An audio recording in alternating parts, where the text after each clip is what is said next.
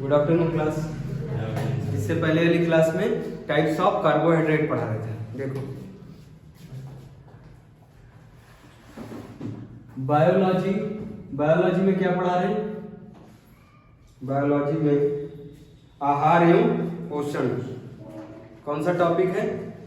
आहार एवं पोषण। इंग्लिश में क्या कहते हैं? Health and nutrition. आहार, आहार एवं पोषण। आहार एवं पोषण कल सब बता दिया था। विलाई से कार्बोहाइड्रेट की मात्रा जाती है, फैट की मात्रा, प्रोटीन की मात्रा विलाई से जाके नस में होता है खून, खून से हर सेल तक। सेल में माइटोकॉन्ड्रिया, माइटोकॉन्ड्रिया तोड़ता है किसकी मदद से? ऑक्सीजन की मदद से। जब तोड़ता है उसको क्या कहते हैं? ऑक्सीडेशन प्रक्रिया। हिंदी में क्या बोलते हैं?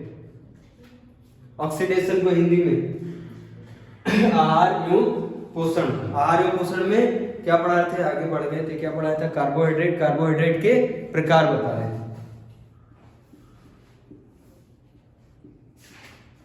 कार्बोहाइड्रेट के प्रकार। पहला प्रकार क्या है? मोनोसैकेराइड। दूसरा क्या था? ओलिगोसैकेराइड। ओलिगोसैकेराइड को ही क्या बोलते हैं? डाइसैकेराइड। और तीसरा प्रकार कौन सा था? पॉलीसैकेराइड।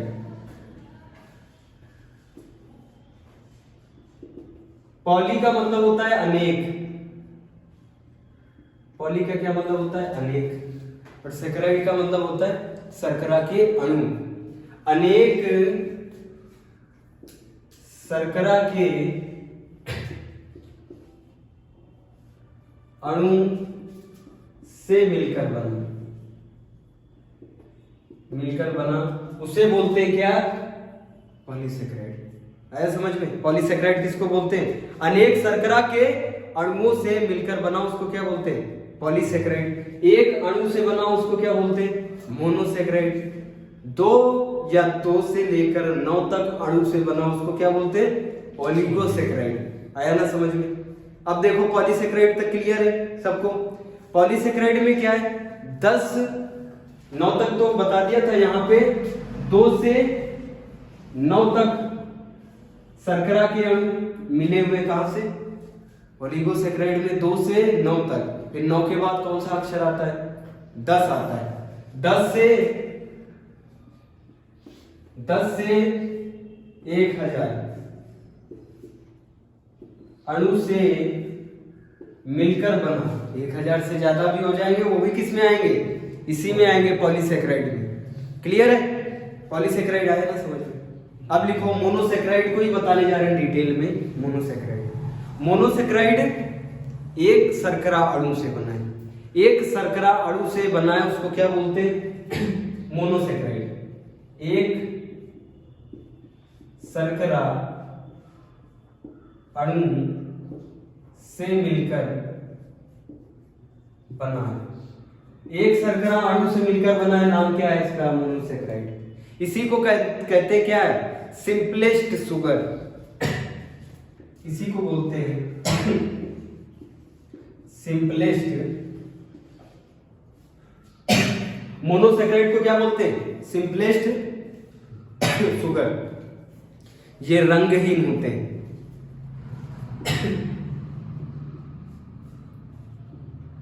रंगहीन होते, स्वाद में मीठे होते। स्वाद में कैसे होते? मीठे होते। सबसे इंपॉर्टेंट बात है, ये जल में घुलनशील होते। ये जो मोनोसैकेराइड है ना, ये जल में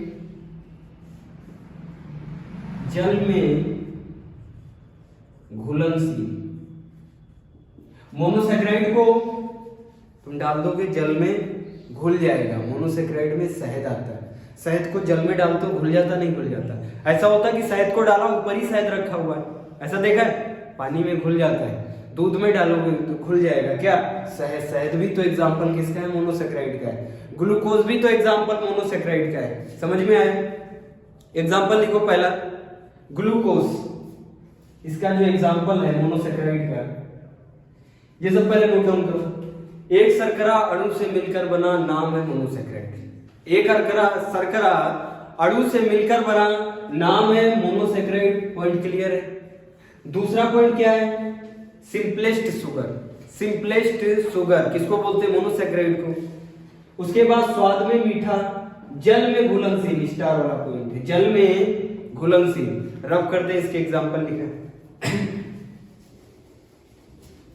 एग्जाम्पल किसके लिखने हैं? मोनोसेक्राइड के एग्जाम्पल। मोनोसेक्राइड का पहला एग्जाम्पल है ग्लूकोज। पहला एग्जाम्पल क्या है? ग्लूकोज। याद रहेगा ना ग्लूकोज? ग्लूकोज याद रहे ना रहे, सबसे इंपॉर्टेंट याद रखना इसमें, इसी ग्लूकोज को क्या बोलते हैं? कोशिका का ईंधन। कोशिका का ईंधन।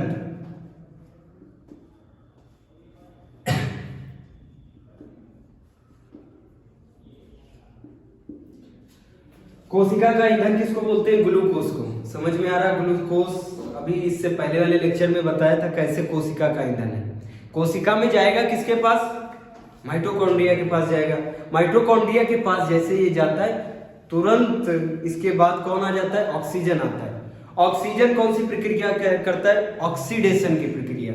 ऑक्सीडेशन का मतलब होता है ग्लूकोज पे धड़ाम से क्या गिर जाए? ऑक्सीजन गिर जाए, उसको क्या बोलते हैं? ऑक्सीडेशन की प्रक्रिया। जब धड़ाम से किसी पे कोई गिर जाएगा तो वो चोटिल हो जाएगा, टूट फूट जाएगा, नहीं टूट फूट जाएगा। इसी प्रकार ये ग्लूकोज टूट फूट जाता है। जब टूटता फूटता है तो उसको कहते हैं कैटाबॉलिक। जो टूटने फूटने से बच जाता है या टूटने फूटने के बाद जुड़ जाता है उसको बोलते हैं एनाबॉलिक। समझ में आया? ये कल बताया था, नहीं बताया था? और उसी प्रक्रिया से क्या मिलती है? ऊर्जा मिलती है। ऊर्जा कैसे मिलती? वो ऑक्सीजन जैसे ही गिरता है किस पे? ग्लूकोज पे गिरता है। ग्लूकोज जब टूटता है उसके बाद कौन सी साइकिल से स्टार्ट हो जाती? क्रेब्स साइकिल स्टार्ट होती है। और क्रेब्स साइकिल से 38 एटीपी मिलती है। 38 एटीपी क्या देती? ऊर्जा देती है। और इसी एटीपी को क्या कहते हैं? Currency of cell. और इसको क्या बोलते हैं? ईंधन of cell, fuel of cell, या हिंदी में ईंधन किसका? कोशिका का ईंधन। याद रहेगा, पूछा जाता है कोशिका का ईंधन किसे बोलते हैं? ग्लूकोज को। दूसरा एग्जांपल है फ्रक्टोज। ये हो गया पहला। दूसरा है फ्रक्टोज। फ्रक्टोज में आता है सभी जितने भी फल देखते हो पीले फल। पीले फल मतलब पके हुए फल। पके हुए फलों में सब में फ्रक्टोज होता है। पूछा गया है पीले फलों में क्या होता है? क्या होता है? फ्रक्टोज होता है। समझ में आ रहा है? इसी फ्रक्टोज में आता है शहद। सभी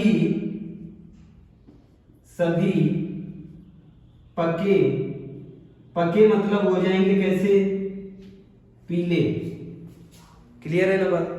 सभी पके फलों में क्या होता है? फ्रक्टोज होता है। मतलब तुम पके फल खाओगे तो क्या खा रहे हो? फ्रक्टोज खा रहे हो। फ्रक्टोज का मतलब क्या खा रहे हो? कार्बोहाइड्रेट खा रहे हो। कार्बोहाइड्रेट का मतलब इंस्टेंट एनर्जी। जैसे फल खाया कोई पका, इंस्टेंट एनर्जी मिल जाएगी। समझ में आया? क्लियर है? कभी आम खाओगे तुमको लगेगा कि एनर्जी तुरंत मिल गई, लेकिन जब दाल खाते हो तो तुरंत नहीं लगेगा कि एनर्जी मिल गई। उससे मिलती तुमको क्या? प्रोटीन मिलती। वो भी एनर्जी देता है लेकिन थोड़ा रुक के एनर्जी देता है। इंस्टेंट एनर्जी कौन देता है? कार्बोहाइड्रेट। ये कार्बोहाइड्रेट के तो प्रकार है। कार्बोहाइड्रेट के प्रकार में ही पहला प्रकार है मोनोसेक्राइड। मोनोसेक्राइड के अंदर है ग्लूकोज। ग्लूकोज के बाद जो उसका भाई है उसको क्या बोलते हैं? फ्रक्टोज। इसी फ्रक्टोज में क्या है? शहद। इसी फ्रक्टोज में एग्जाम्पल आता है किसका? शहद का। शहद को भी क्या बोलते हैं? फ्रक्टोज बोलते हैं। फ्रक्टोज क्या है? शहद है। ये प्राकृतिक सबसे मीठा, ये जितने भी कार्बोहाइड्रेट है ना, सबसे मीठा कार्बोहाइड्रेट कौन सा होता है? शहद होता है। शहद किस में आता है? फ्रक्टोज में। और फ्रक्टोज किस में आता है? मोनोसेक्राइड। बात क्लियर है ना? मोनोसेक्राइड में फ्रक्टोज, फ्रक्टोज में शहद, शहद में फ्रक्टोज, फ्रक्टोज में मोनोसेक्राइड, मोनोसेक्राइड किस में? कार्बोहाइड्रेट में। मतलब तुम शहद खा रहे हो तो क्या खा रहे हो? कार्बोहाइड्रेट खा रहे हो। कार्बोहाइड्रेट खा रहे हो मतलब क्या? Instant energy. इंस्टेंट एनर्जी मिलेगी।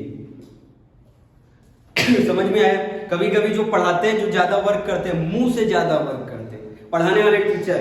जैसे हम मान लो 10 घंटे की क्लास लें तो हमारे पास 2 ही 3 जुगाड़ है, या तो फिर चीनी घोल के पानी में पिए, इंस्टेंट एनर्जी, या फिर पके फल खाएंगे तो अच्छा लगेगा कैमरे के सामने, फल खा रहे इधर भी लग गया उधर भी लग गया, सब मामला गड़बड़ हो जाएगा, नहीं गड़बड़ हो जाएगा। इसलिए घोल के या तो चीनी पी ले।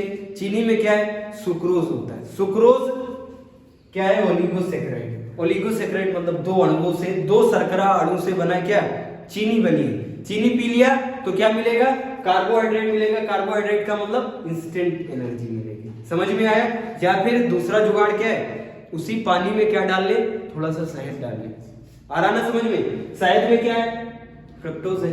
फ्रक्टोज क्या है, मोनोसैकेराइड है। मोनोसैकेराइड क्या है, कार्बोहाइड्रेट है। कार्बोहाइड्रेट ही क्या देता है, इंस्टेंट एनर्जी देता है। मतलब पढ़ा रहे हैं तो इंस्टेंट एनर्जी की जरूरत है, थोड़ा सा शहद पानी में घोल के पी ले, मामला सेट हो जाएगा, नहीं सेट हो जाएगा। ये होता है फ्रक्टोज। प्राकृतिक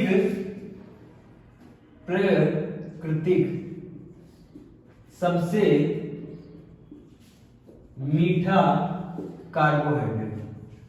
प्राकृतिक सबसे मीठा कार्बोहाइड्रेट पूछा गया, क्या होता है, शहद। और शहद किस में आता है, फ्रक्टोज में आता है। क्लियर रहेगा ना, एकदम क्लियर। फिर इसका लास्ट एग्जांपल है गैलेक्टोज।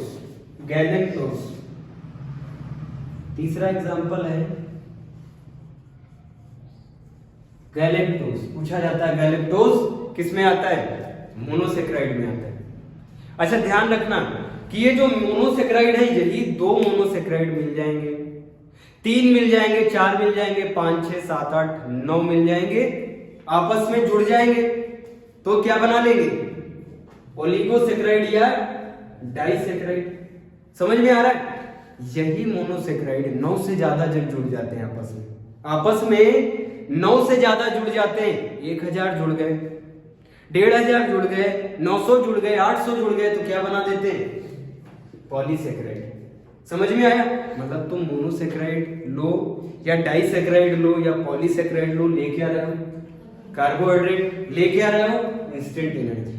समझ में आ रहा है। मतलब जितने भी एग्जांपल लिखवाने जा रहे हैं ना, किसमें, डाइसैकेराइड में और पॉलीसैकेराइड में, बैक्टीरिया वगैरह की जो वो होती है ऊपर की, जो वो, अरे कवक ले लो, कवक का जो कवच होता है ऊपर का, वो काइटिन का बना होता है। और काइटिन किस में आता है, पॉलीसैकेराइड में। मतलब तुम कवक जो ब्रेड पे लग जाती, फफूंद भी अगर खा लोगे ना तो क्या मिलेगा तुमको, इंस्टेंट एनर्जी मिलेगी, नहीं मिलेगी। देखो ना, पॉलीसैकेराइड में आता है। और पॉलीसैकेराइड किस में आता है, कार्बोहाइड्रेट में। कार्बोहाइड्रेट ही क्या देता है, इंस्टेंट एनर्जी। अरे कुछ ना मिले तुमको, अरे चीनी उनी नहीं मिल रही तो क्या, सड़े गले ब्रेड तो मिल जाएंगे, नहीं मिल जाएंगे। सड़ा हुआ ब्रेड देख, उसको सड़ा हुआ कहते हैं, जबकि उस पे क्या लग जाता है, एक जालिका की संरचना होती है। वो जालिका किसकी होती है, कवक, उसको बोलते हैं फंजाई। फंजाई के ऊपर का जो आवरण होता है वो क्या होता है, इसी का बना होता है काइटिन। और काइटिन किस में आता है, पॉलीसैकेराइड में आता है। लेकिन गड़बड़ तो कर देगा वो, क्योंकि वो क्या है, वो छोटा मोटा जो ना दिखने वाला कीड़ा है, छोटा सा, वो जब अंदर जाएगा, मिल तो गई इंस्टेंट एनर्जी, लेकिन वो एनर्जी बाद में काम नहीं आएगी। इसीलिए कोई फफूंद वाले ब्रेड नहीं खाता है। समझ में आया भाई। उसके ऊपर की जो स्किन है, ऊपर का जो आवरण है, उसमें है ना पॉलीसैकेराइड, लेकिन उसके अंदर भी तो कुछ मटेरियल है, वो गड़बड़ कर देता है। समझ में आ रहा है, ये क्लियर है। मोनोसैकेराइड, मोनोसैकेराइड के बाद देखो ओलिगोसैकेराइड या फिर डाइसैकेराइड, दोनों एक ही नाम है, डाइसैकेराइड। एग्जांपल लिखिए, शहद वाला सबसे इंपॉर्टेंट है, ये फ्रक्टोज में आता है। ये कार्बोहाइड्रेट सबसे मीठा है, प्राकृतिक। आज आर्टिफिशियल इससे भी ज्यादा मीठे चीजें बन गई, लेकिन प्राकृतिक सबसे मीठा क्या है, शहद। शहद तो खाया होगा, कितना मीठा लगता है, यही है प्राकृतिक सबसे मीठा। और किस में आता है, मोनोसैकेराइड फ्रक्टोज में आता है। अब इधर देखो, ये क्या है, ओलिगोसैकेराइड। एग्जांपल ओलिगोसैकेराइड देखो, ओलिगोसैकेराइड कैसे, डाइसैकेराइड, डाइसैकेराइड मतलब 2 शर्करा अणु से मिलकर बना, दो या दो से अधिक, लेकिन 9 और 9 से कम। समझ में आया। 1 2 3 4 5 6 7 8 9 तक आपस में मिले होंगे, लेकिन 9 से ज्यादा हुआ तो क्या बन जाएगा, पॉलीसेकेराइड बन जाएगा। क्लियर है नहीं क्लियर है? मतलब एक से तो ज्यादा होगा, एक से तो ज्यादा होगा, 100% हो गया नहीं हो गया? एक से ज्यादा मतलब दो तो होंगे ही होंगे। जब दो चीजें होंगी और आपस में जुड़ेंगी तो कैसे जुड़ सकती है? कोई ना कोई बंध बनाएंगी। देखना ध्यान से सुनो इधर, दो या दो से अधिक लेकिन 9 से कम अणु मिलने पे क्या बनता है? डाइसेकेराइड बनता है, ओलिगोसेकेराइड बनता है। इतना क्लियर है? ओलिगोसेकेराइड कैसे बनेगा?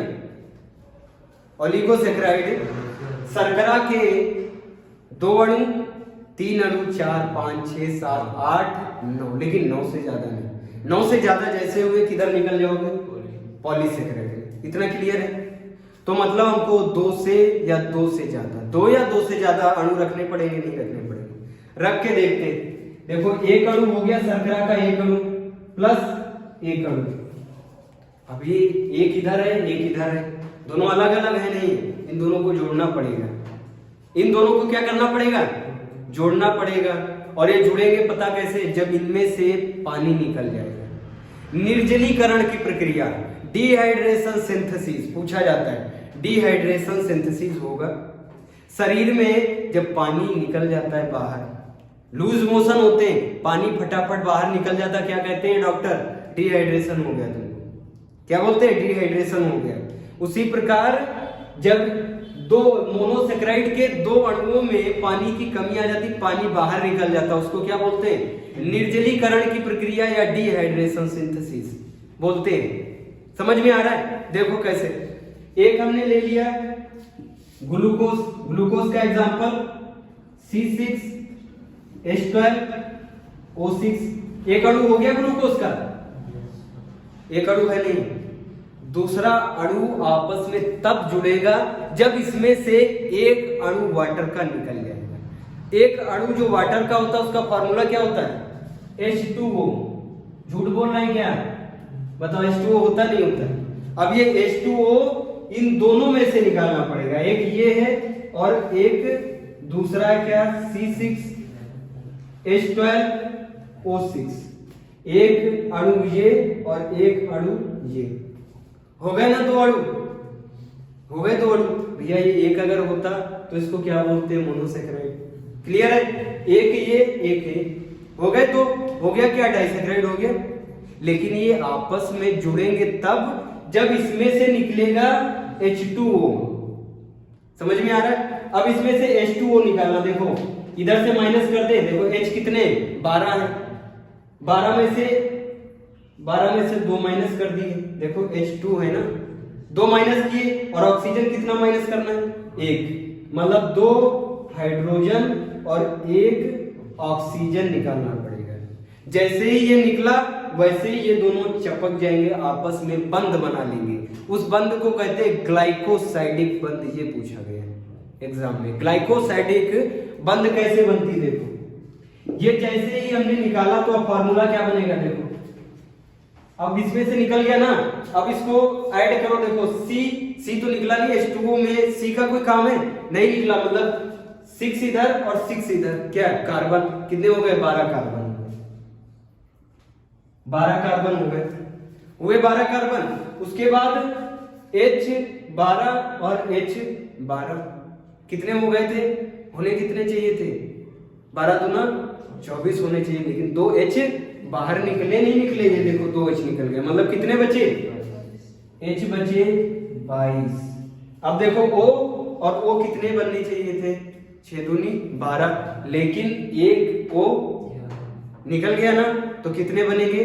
11। ये बनाना वो ओलिगोसेकेराइड। और ये जो आपस में जुड़े कार्बन, हाइड्रोजन, ऑक्सीजन जो आपस में जुड़ गए ना, इतने ज्यादा 11, 12, 22 जो जुड़ गए, ये जुड़े किस बंध से? ग्लाइकोसाइडिक बंध। ये बीच में ये जो बंध बन गई, ये बंध को क्या कहलाते हैं? ग्लाइकोसाइडिक बॉन्ड, या हिंदी में बंध। याद रहेगा? जैसे ही निर्जलीकरण की प्रक्रिया, निर्जलीकरण कहते हैं हिंदी में, क्या बोलते? निर्जलीकरण की प्रक्रिया, पानी का निकलना, जल कहते हैं पानी को हिंदी में, और जब जल निकल जाता है बाहर उसको क्या कहते हैं, निर्जल कहते हैं। तो कौन सी प्रक्रिया है, निर्जलीकरण की प्रक्रिया। निर्जलीकरण जैसे ही हुआ तो इसमें आपस में जुड़ जाएंगे ना, जुड़ गए क्या, ये सब कार्बन वगैरह आपस में जुड़ गए और क्या बना दिया, बना दिया ओलिगोसैकेराइड। और ये जो फॉर्मूला है ना ओलिगोसैकेराइड का, ये जो फॉर्मूला दिख रहा है तुमको, ये 12C और 22H और O11, इसी को कहते हैं माल्टोस। इसी को क्या बोलते हैं, माल्टोस। पूछा जाता है माल्टोस बनने में कौन सी प्रक्रिया यूज होती है, अरे भैया डिहाइड्रेशन सिंथेसिस होता है। तब जब आपस में दोनों ग्लूकोज जुड़ जाते हैं तब बनाते क्या, माल्टोस बनाते हैं। और माल्टोस जब बना देते हैं, जब आपस में जुड़ जाते हैं, आपस में बंध जाते हैं, उस बंध को कौन सा बंध बोलते हैं, ग्लाइकोसाइडिक बंध बोलते हैं। क्लियर रहेगा ना। ये कई बार रेलवे के एनटीपीसी एग्जाम में पूछा गया किस बंध से माल्टोस जुड़ा होता है। माल्टोस मतलब डाइसैकेराइड, माल्टोस मतलब ओलिगोसैकेराइड, माल्टोस मतलब डिहाइड्रेशन की सिंथेसिस से बना हुआ, बंधा हुआ किससे, ग्लाइकोसाइडिक बंध से बंधा हुआ माल्टोस। आया ना समझ में, माल्टोस। एग्जाम्पल पहला समझ में आया ना, माल्टोस। माल्टोस के बाद दूसरा इसका भाई आएगा, उसका नाम है सुक्रोज। इसका मतलब सुक्रोज में भी क्या होगा, अरे भाई सुक्रोज में भी क्या होगा बताओ, उसमें भी तो निर्जलीकरण की प्रक्रिया होगी। निर्जलीकरण जैसे ही हुआ, जैसे ही H2O बाहर, वैसे ही क्या हो जाएगा, बंध जाएगा आपस में। बंध के क्या बनाएगा, ग्लाइकोसाइडिक बंध बनाएगा। बताओ फिर सुक्रोज भी किससे जुड़ा हुआ है, ग्लाइकोसाइडिक बंध से। अब याद रखना जितने भी डाइसैकेराइड है ओलिगोसैकेराइड है ना, ये सब किससे जुड़े हैं, ग्लाइकोसाइडिक बंध से। और किस प्रक्रिया से, निर्जलीकरण, डिहाइड्रेशन सिंथेसिस से। ये दोनों पॉइंट याद रखना। अब बच्चों का खेल नहीं है एग्जाम में, अब वो ये नहीं पूछता है एग्जाम्पल सुक्रोज किसका है, अब ये पूछता है कि किस बंध से बंधे, ग्लाइकोसाइडिक बंध से बंधे। कौन सी प्रक्रिया ऐसी हुई है जो ये दोनों बंध गए, कौन दोनों, मोनोसैकेराइड। एक मोनोसैकेराइड, दो मोनोसैकेराइड आपस में कैसे बंध गए, जब पानी निकला। पानी निकलने को क्या कहते हैं, निर्जलीकरण की प्रक्रिया। सिंपल सा नहीं है, जल को क्या कहते हैं, पानी। पानी निकल जाने को क्या कहते हैं, निर्जल। और हो गया ना निर्जलीकरण की प्रक्रिया, बन गए, दोनों बंध जाएंगे आपस में। बंध जाने, किस बंध से बंधे, किस बॉन्ड से बंधे, ग्लाइकोसाइडिक बंध से बंधे। है क्लियर। माल्टोस हुआ पहला एग्जांपल क्या हुआ, माल्टोस। दूसरा एग्जांपल होगा सुक्रोज। ये पहले नोट डाउन करो, ये पूरी प्रक्रिया लिखो। पहले एक ग्लूकोज लिखो C6H12O6, दूसरा ग्लूकोज C6H12O6, दोनों को आपस में मिलाओ। कैसे, पानी के निकलने से पास आएंगे। जैसे ही पानी निकलेगा ना, जब पानी निकलता है तो चीजें क्या होती है, सिकुड़ जाती है। याद रहेगा ऐसे, जब चीजें सिकुड़ जाएंगी, अरे भाई लूज मोशन होते इंसान सिकुड़ जाता है एक दिन में। वैसे ही ये दोनों देखो, एक मोनोसैकेराइड, दो मोनोसैकेराइड, दोनों से अणु निकल रहे। हमने तो यहाँ पे सिंपल निकाल दिया, यहां से एक हाइड्रोजन निकलेगा, यहां से एक हाइड्रोजन निकलेगा, दो हाइड्रोजन निकले, एक ऑक्सीजन यहां से निकल जाएगा। अब देखो क्या हो रहा है, पानी निकल रहा तो सिकुड़ जाएंगे, सिकुड़ के दोनों मोनोसैकेराइड आपस में बंध जाएंगे। किस बंध के द्वारा, ग्लाइकोसाइडिक बंध के द्वारा। क्या बना देंगे, माल्टोस बनाएंगे।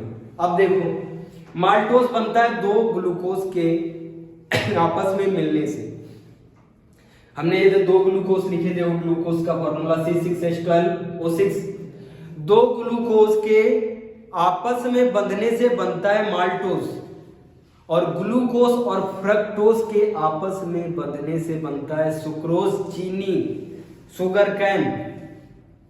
घर में सुना होगा चीनी, चाय में डाली जाती चीनी, दूध में डाली जाती चीनी, उसको क्या बोलते हैं, शुगर कैन बोलते हैं। शुगर कैन किससे मिलके बनता है, उसमें एक ग्लूकोज होता है, एक क्या होता है, फ्रक्टोज होता है, तभी चीनी मीठी होती है। आ रहा ना समझ में, ये वही फ्रक्टोज है शहद वाला। शहद भी मीठा होता है, धमाकेदार मीठा होता है शहद, तो फिर चीनी भी मीठी होगी नहीं होगी। सैकराइड में क्या आएगा, चीनी। माल्टोज आए समझ में, दो ग्लूकोज मिलने से माल्टोज, दो ग्लूकोज मिलने से माल्टोज बनता है। सुक्रोज की बारी,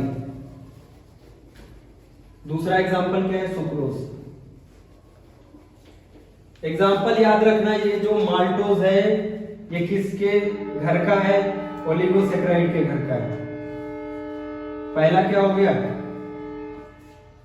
माल्टोज, पहला माल्टोज हो गया। माल्टोज कैसे बनता है, दो ग्लूकोज के मिलने से क्या बनता है, माल्टोज बनता है।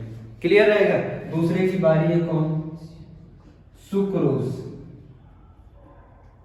सुक्रोज को हम अगर चीनी लिख दें तो कंफ्यूज ना होना, ये सुक्रोज ही क्या है, चीनी है। समझ में आया, ये चीनी पता कैसे बनती, एक ग्लूकोज मिलेगा, एक ग्लूकोज का अणु प्लस एक फ्रक्टोज का अणु, दो ये अणु मिलके क्या बनाएंगे, सुक्रोज। इसी को कहते हैं चाय वाली चीनी, घर वाली चीनी, यही है सुक्रोज। कैसे बनता है, ग्लूकोज और फ्रक्टोज के मिलने से, याद रहेगा ना। अब जो तीसरा है उसको कहते हैं लैक्टोज। लैक्टोज, सुक्रोज किस में मिलता है, चीनी में मिलता है, शुगर कैन में मिलता है सुक्रोज। जो लैक्टोज है ये मिलता है दूध में, मिल्क शुगर भी इसको बोलते हैं। दूध जब भी पियोगे तो बहुत मीठा नहीं लगेगा, मीठा लगेगा लेकिन उतना मीठा नहीं लगेगा जितना शहद लगता है। इसका मतलब यहाँ पे फ्रक्टोज तो नहीं होगा। होगा क्या फ्रक्टोज, नहीं होगा, ग्लूकोज जरूर होगा। एक तो ग्लूकोज देखो, कहते नहीं है कि दूध पी लो एनर्जी आ जाएगी, तो इसका मतलब ग्लूकोज तो है इसमें। और क्या है इसमें, गैलेक्टोज है। अरे भाई तीन ही तो थे, ग्लूकोज फ्रक्टोज गैलेक्टोज, तो तीन ही तो जुड़ेंगे। फ्रक्टोज नहीं है तो क्या होगा, ग्लूकोज और गैलेक्टोज। तीसरा एग्जांपल दो, सुक्रोज हो गया ना, सुक्रोज के बाद क्या बताया, लैक्टोज। तीसरा लैक्टोज। लैक्टोज किसके मिलने से, ग्लूकोज प्लस गैलेक्टोज। किसकी प्रक्रिया से मिलेंगे आपस में, निर्जलीकरण। निर्जलीकरण के बाद बंधेंगे किससे, गैलेक्टोज। कौन सा, ग्लाइकोसाइडिक बंध के द्वारा। क्लियर रहेगा ना। इसी लैक्टोज को क्या कहते हैं, ये किसमें मिलता है, मिल्क में मिलता है, इसीलिए इसको कहते हैं मिल्क शुगर। मिल्क शुगर, ध्यान से सुनना। कई बार क्या आता है, कई बार सिर्फ आ जाता है गैलेक्टोज आ जाता है, सिर्फ आएगा क्या, गैलेक्टोज आएगा, उसमें ये लैक्टोज नहीं होता है। लेकिन फॉर्मूले में देखो गैलेक्टोज रखा है ना यहाँ पे। एग्जाम्पल में आएगा ग्लूकोज, गैलेक्टोज और फ्रक्टोज आएगा। फ्रक्टोज तो पता है नहीं है, ग्लूकोज में कंफ्यूज हो जाओगे क्योंकि यहाँ पे ग्लूकोज भी है, लेकिन इसमें सही आंसर होता है क्या, गैलेक्टोज। अगर गैलेक्टोज आ जाए, गैलेक्टोज को भी मिल्क शुगर कहते हैं और लैक्टोज को शुद्ध मिल्क शुगर कहते हैं। समझ में आया, दोनों मिल्क शुगर है, गैलेक्टोज भी और लैक्टोज भी। याद रहेगा ना। लैक्टोज के बाद, लैक्टोज तक करा दिया, बस लैक्टोज तक ही मामला होगा। और ये जो पहला वाला कराए थे क्या, पहले स्टार्टिंग में माल्टोज, माल्टोज का एग्जांपल लिखवाया था। माल्टोज का एग्जांपल लिख लो, अंकुरित अनाज और जौ में। अंकुरित अनाज माल्टोज, जौ में क्या पाया जाता है, माल्टोज पाया जाता है। और अंकुरित अनाज, अंकुरित अनाजों में माल्टोज। तीनों क्लियर है ना। हेडिंग डालो भाई, पॉलीसैकेराइड। पॉलीसैकेराइड देखो,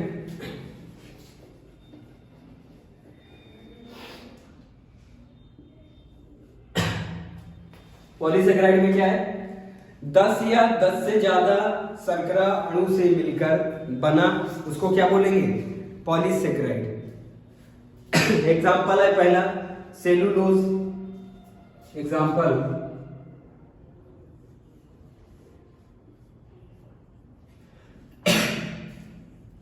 सेलुलोज। ये सेलुलोज मानव के अंदर क्षमता नहीं है कि पचा ले। सेलुलोज मानव क्या नहीं पचा पाता है, सेलुलोज नहीं पचा पाता है। लेकिन क्या वो सेलुलोज खाता नहीं है क्या? दैनिक जीवन में उसके शरीर में क्या सेलुलोज नहीं जाता है? अरे पालक में भी थोड़ा बहुत क्या होता है? सेलुलोज होता है। पालक नहीं खाता क्या कुछ? पालक जब उबाली जाती जब उसकी सब्जी बनाई जाती पालक की, तो ये जो सेलुलोज होता है इसके छोटे छोटे खंड हो जाते हैं। छोटे छोटे खंड हो गए मतलब 10 से अगर छोटा खंड हो गया तो किस में आ गया? ओलिगोसैकेराइड में आ गया। थोड़ा बहुत पच जाएगा। अगर घास फूस क्या है, अरे घास फूस अगर खा ले तो कठोर सेलुलोज मिल जाएगा। अगर घास फूस से हमको एनर्जी मिलती तो खाना नहीं खाते। हम लोग भी चरते, गाय भैंस की तरह चरते नहीं चरते भाई, काम नहीं करने जाते, किसी खेत में निकल जाते, चर के चले आते, खाने पीने की क्या जरूरत थी। लेकिन घास फूस में क्या होता है? सेलुलोज होता है। भगवान ने कहा तुमको चरने वाला नहीं छोड़ेंगे। सेलुलोज क्षमता नहीं है पचाने की। समझ में आ रहा? जानवरों के स्टमक में एक बैक्टीरिया होता है, वो पचाता है सेलुलोज को। समझ में आया? हम लोग जब सेलुलोज नहीं पचा पाते तो सेलुलोज कहाँ निकल जाता? मल में बाहर निकल जाता है। एक एनिमल है जिसका नाम क्या होता है? पिग। पिग को हिंदी में क्या बोलते हैं? सुअर बोलते हैं। सुअर की क्षमता है जो मानव का सेलुलोज जो मानव नहीं पचा पाया है वो सुअर पचा लेता है। ये सेलुलोज क्या है? पॉलीसेकेराइड, झमाझम एनर्जी है इसमें। और वो क्या खाता है? वो मल खाता है। किसका? मानव का मल खाता है और वो उससे एनर्जी ले लेता है। आ रहा ना समझ में? ये वही सेलुलोज है जो हम लोग नहीं पचा पाते हैं। कई बार पूछा गया एग्जाम में, सेलुलोज हम लोगों की क्षमता नहीं है पचाने की। सेलुलोज की सेल में सेलुलोज का क्या बना था? सेलुलोज का क्या बना था? Cell wall. सेल वॉल अपने अंदर होती नहीं होती, पेड़ों के अंदर होती सेल वॉल। सेल वॉल पेड़ की अगर तुमने खा ली तो उसमें क्या है? सेलुलोज है। नोट अगर तुमने खा ली 10 की नोट 20 की नोट, वो किससे बनी होती? सेलुलोज से बनी होती। अगर नोट तुमने खा ली तो वो पच जाएगी क्या? नहीं पचेगी। तो वो कहाँ निकलेगी? मल में निकलेगी। वो नोट कौन पचा देगा? सुअर पचा देगा। सुअर को तुम खिला दो नोट, उसके क्षमता है सेलुलोज पचाने की। जानवरों की क्षमता होती है पचाने की। अरे भैंस खा लेगी नोट को और पचा के सुबह तुमको गोबर में नहीं मिलेगी नोट, लेकिन तुम खाओगे तो गोबर में मिलेगी नोट। समझ में आ रहा है? सेलुलोज। सेलुलोज के बाद दूसरा एग्जांपल है स्टार्च। स्टार्च दूसरा एग्जांपल है स्टार्च। ध्यान से सुनना। स्टार्च जो होता है वो पौधों में स्टोर्ड फूड को क्या कहते हैं? स्टोर्ड फूड, संग्रहित भोजन को क्या कहते हैं? स्टार्च कहते हैं। हम में भी संग्रहित भोजन होता है। ऐसा थोड़ी ना होता भोजन खाया बस एनर्जी मिल गई उसके बाद खत्म। खत्म मतलब जितनी देर खाना खाया जिंदा है, जैसे ही खाना खत्म हम मर गए, ऐसा होता है क्या? इसका मतलब स्टोर्ड एनर्जी रहती है शरीर में। एनिमल में जो स्टोर्ड एनर्जी होती है वो होती है ग्लाइकोजन के कारण। किसके कारण? ग्लाइकोजन के कारण। तीसरा एग्जांपल है ग्लाइकोजन। ध्यान से सुनना। ये जो स्टार्च है ये पौधों में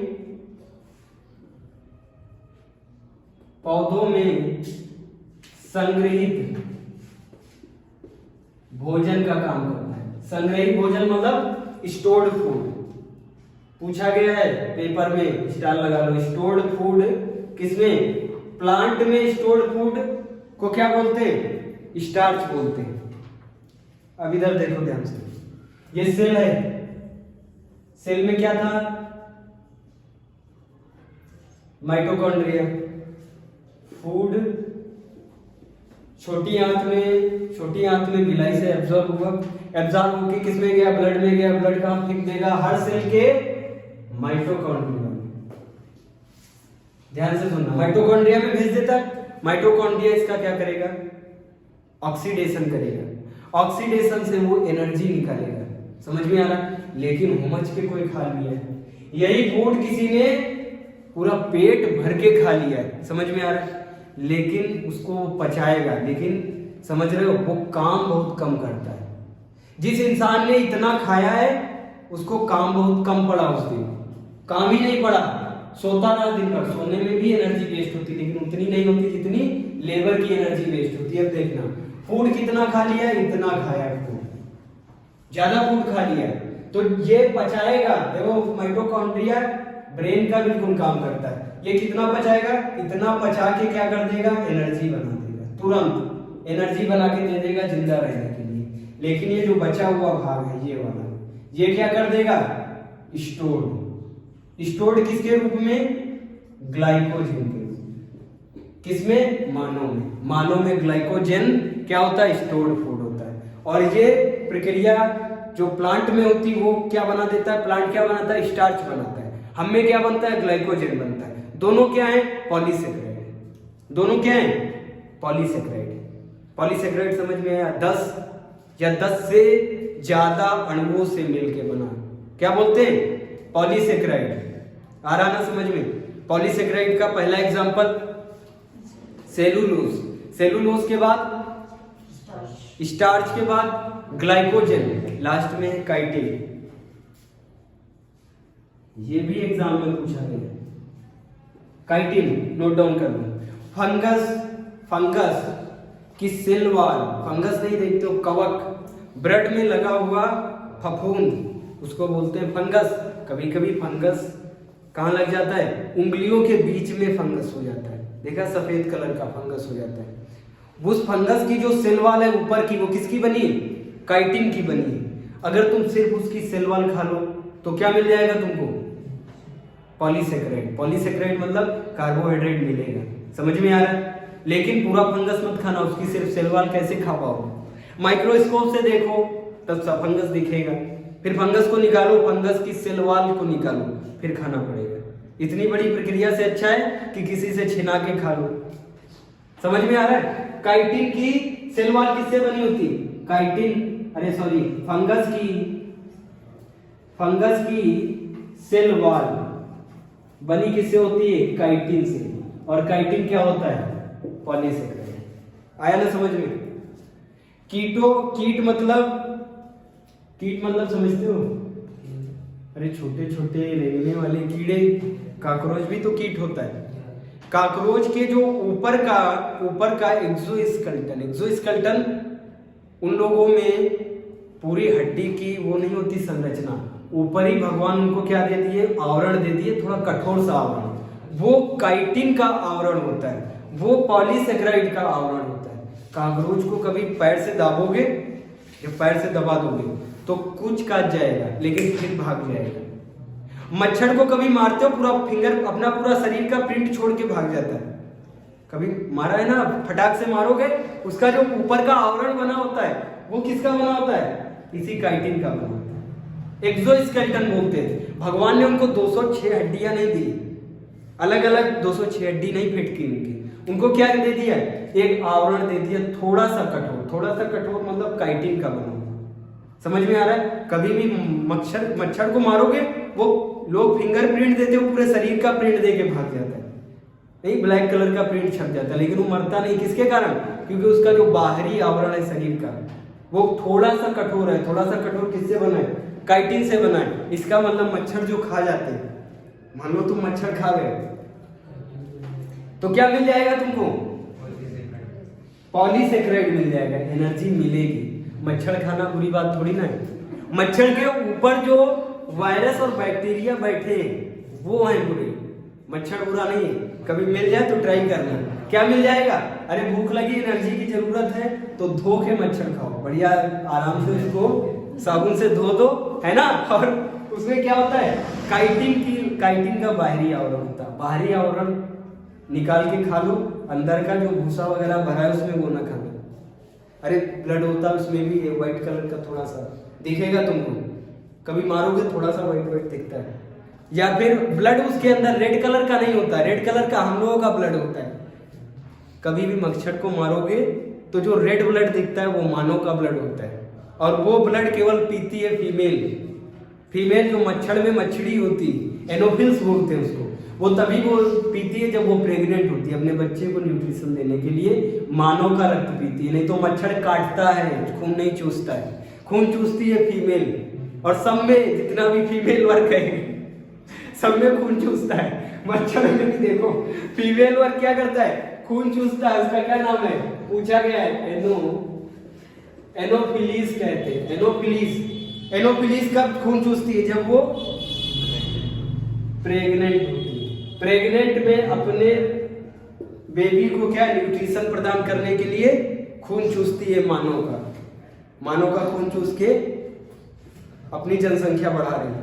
तभी उसको जब मारोगे तो उसमें एक तुमको लगेगा जैसे वो बैलून फोड़ दिया रंग से भरा हुआ, बचाक से क्या आएगा तुम्हारे हाथ में? ब्लड आ जाएगा, वो ब्लड तुम्हारा ही होगा। ऐसे चूस रही तुम्हारे खून में लगा के निकाल रही सिरिंज लगा के, और तुमने फटाक से मार दिया, तुम्हारा ही ब्लड है, उसके अंदर रेड ब्लड नहीं होता। समझ में आया मोटो?